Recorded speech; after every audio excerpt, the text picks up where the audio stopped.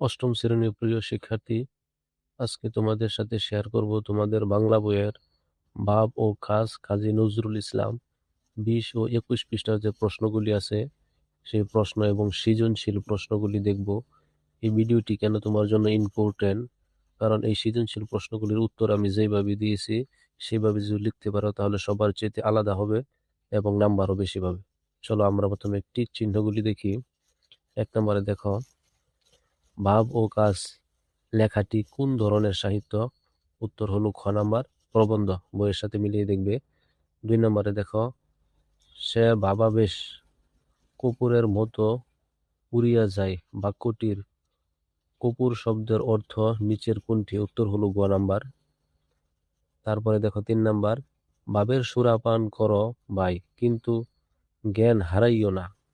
জ্ঞান হারালে দেখো উত্তর হবে বড় গ নাম্বার। তারপরে দেখো নিচের উক্তিটি পড়ে 4 ও 5 নং প্রশ্নের উত্তর দাও। দেখো, জুয়েল অষ্টম শ্রেণীতে পড়ে। সে ক্লাসে সবসময় চুপচাপ থাকে। দেখলে মনে হয় কি যেন চিন্তা করছে। ক্লাসের পড়াও ঠিক মতো শেখে না, কিন্তু তার স্বপ্ন এসএসসি পরীক্ষার পর একটি ভালো কলেজে ভর্তি হবে। তাহলে দেখো 4 নম্বর প্রশ্ন, ভাব ও কাজ প্রবন্ধ অনুযায়ী জুয়েলের আচরণ হচ্ছে? উত্তর হবে ক নাম্বার, পুষ্পহীন সৌরভ। 5 নাম্বার কি বলতেছে? ভাব ও কাজ প্রবন্ধ অনুযায়ী জুয়েলের উচিত নিচের কোনটি সঠিক? সবগুলি সঠিক। এবার চলো দেখো, বইয়ে একটি সৃজনশীল আছে। তুমি স্বপ্নে রাজা হতে পারো, কোটি কোটি টাকা বাড়ি গাড়ি মালিক হতে পারো, কল্পলোকের সুন্দর গল্প হতে পারো, কিন্তু বাস্তবতা ভিন্ন এক জগৎ। এখানে বড় হতে হলে পরিশ্রমের বিকল্প নেই। শিক্ষার দ্বারা নিজের সুপ্ত প্রতিভাকে জাগ্রত করে সঠিক কর্ম অনুশীলনের মাধ্যমে বড় হতে হবে।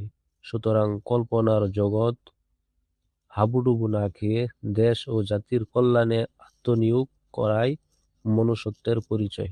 দেখো ক নাম্বার প্রশ্ন কি বলতেছে? যিনি বাবের বাঁশি বাজিয়ে জনগণকে নাচাবেন তাকে কেমন হতে হবে? উত্তর হবে, যিনি বাবের বাঁশি বাজিয়ে জনগণকে নাচাবেন তাকে হতে হবে নিঃস্বার্থ, ত্যাগী ও মহৎ আদর্শের বলীয়ান রশিসুলভ মানুষ।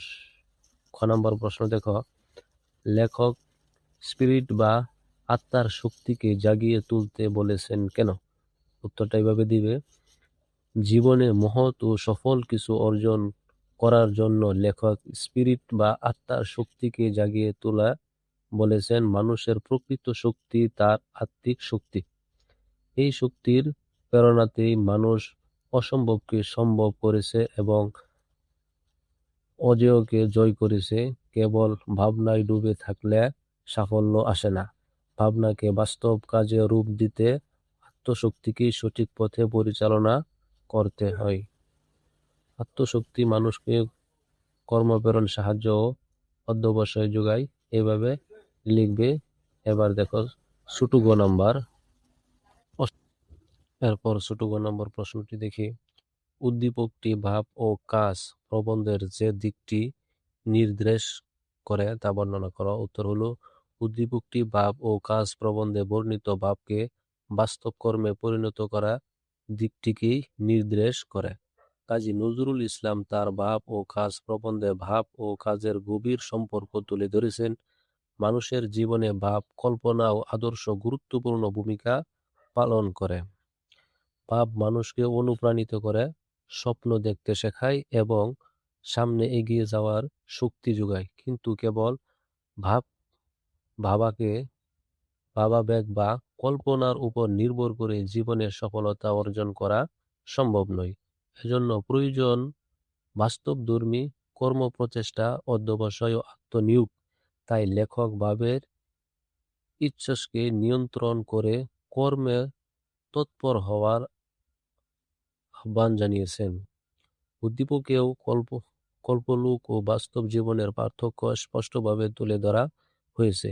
মানুষ কল্পনায় নিজেকে রাজা, ধনবান বা বড় মানুষ হিসেবে ভাবতে পারে, কিন্তু বাস্তবে সফলতা অর্জনের জন্য কঠোর পরিশ্রম ও কঠিন কর্ম অনুশীলনের বিকল্প নেই।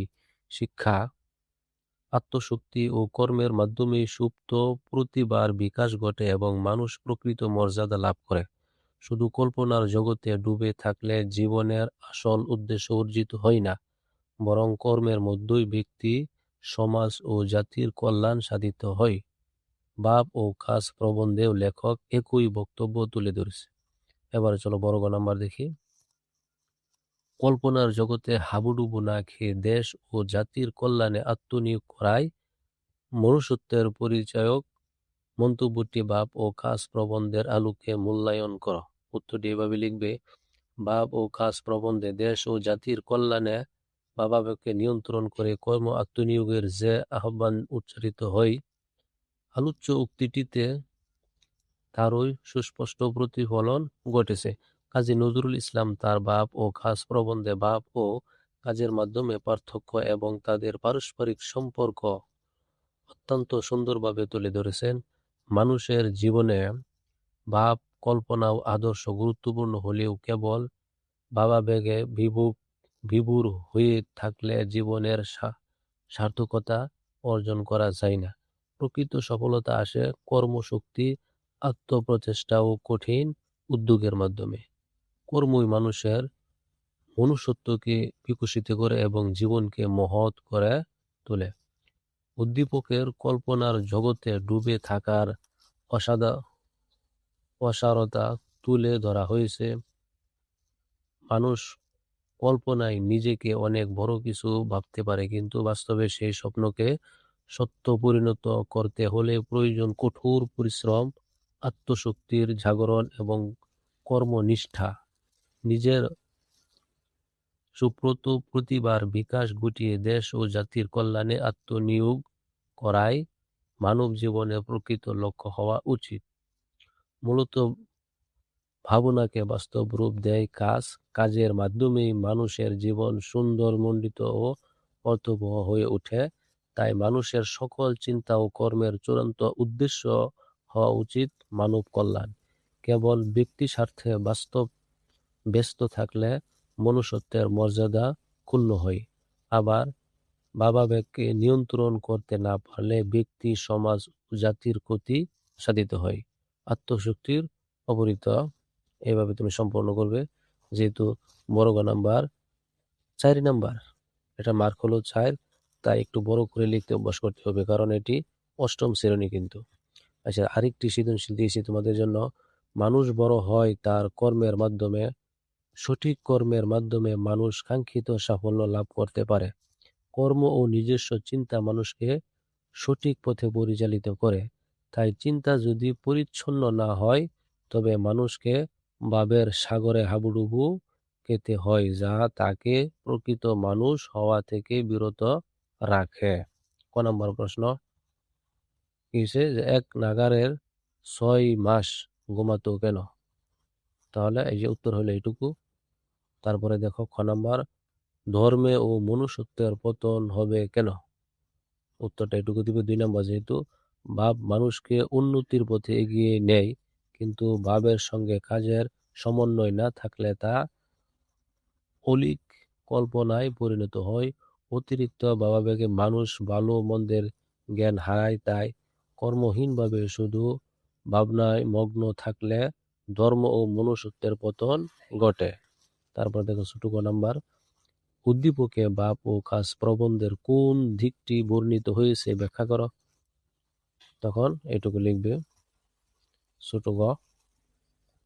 আর দেখো বড় গতে কি বলতেছে, চিন্তা যদি পরিচ্ছন্ন না হয়, তবে মানুষকে ভাবের সাগরে হাবুডুবু খেতে হয়। মন্তব্যটি উদ্দীপকে এবং ভাব ও কাজের প্রবন্ধে আলোকে বিশ্লেষণ করো।